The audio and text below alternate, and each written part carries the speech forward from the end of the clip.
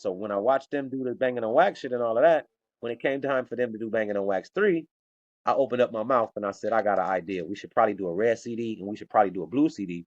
And then that way, you see who sell the most CDs from the red or the blue, and that way you'll know who to give the next deal to, the next, the next record deal or the next opportunity to make, music or whatever. This is where the young soldiers and all that type of stuff come from.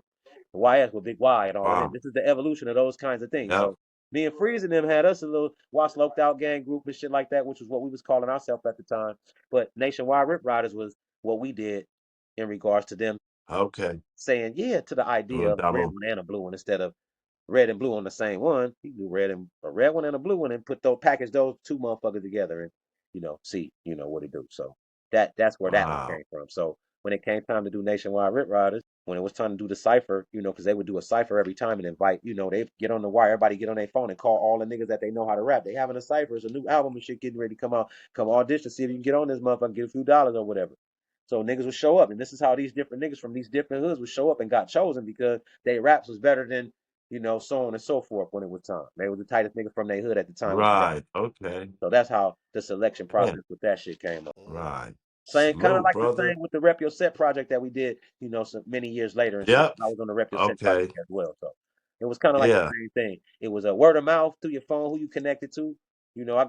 I got your phone number. If you hear some shit about an album and shit, you call my nigga Bronk from Fudgetown. Then Bronk, I'm gonna call my nigga Freeze them from the Franklin. Freeze them gonna call Sally Sell them for the Avalon. Avalon niggas gonna call the Atlantic Drive niggas. The Atlantic Drive niggas gonna call the Kelly Park. Kelly Park, every nigga that rap guy, we familiar with. I'm from Fudgetown, but I rap. So I know the niggas from Backstreet, I know the niggas from Front Street, but I know the nigga that rap too. Right, We right. got that Right. thing in common. When it's time to do that, shit, Right. the niggas that do that gonna go do that. The niggas that go shoot niggas and all that, they gonna do that. The niggas that rob niggas gonna go rob niggas. The niggas that rap gonna go rap. Yeah. So everybody gets in their respective, in their little, in their groups and shit. Then I skate too and shit. I roller skate, so I was going to Reseda skating ring and shit like that. Like I had hobbies, homie. And the more that you do anything that you're doing, the better you get at the shit. So the more I did it, the better I got at it. The more I was comfortable with it and more comfortable doing it. We drive out to the valley to Reseda to come skating and shit on the Tuesday nights and shit like that. Then go to work, go to Sherman the 7 to 7 Sherman and go to Square. Cerritos and shit like that. The Sherman Yep, Square. That's where y'all was yep. at. We was running into a bunch of 2Ps and shit like that out there and getting into it in the parking lot and shit like that. A few incidents that transpired and shit like that. We'll talk about that one on the next episode and shit like that. So, for real. Hey, so you still spit lyrics a little bit, or you mess with the production, or what you do? What's up now? I absolutely still play with the verbiage.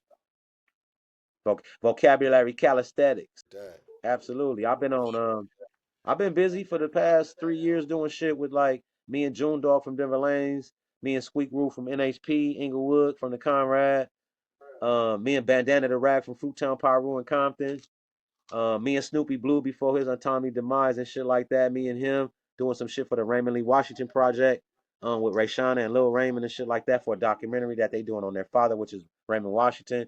He's responsible for the East Side Crips. Contrary to what people were thinking that Tookie is responsible, Tookie was West Side. Raymond Washington was East Side. There's a story to be told. Stay tuned because it's very interesting. It's very informative in regards to our culture and where all of this shit started at. So stay tuned for that. Okay. And Okay.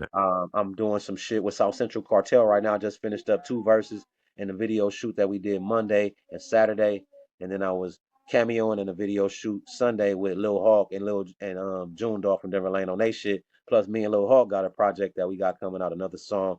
I got shit that I've been doing, bro, and I got 3 singles and then an EP and that's an album tight and shit for though. this. Stay tuned. You in for a treat.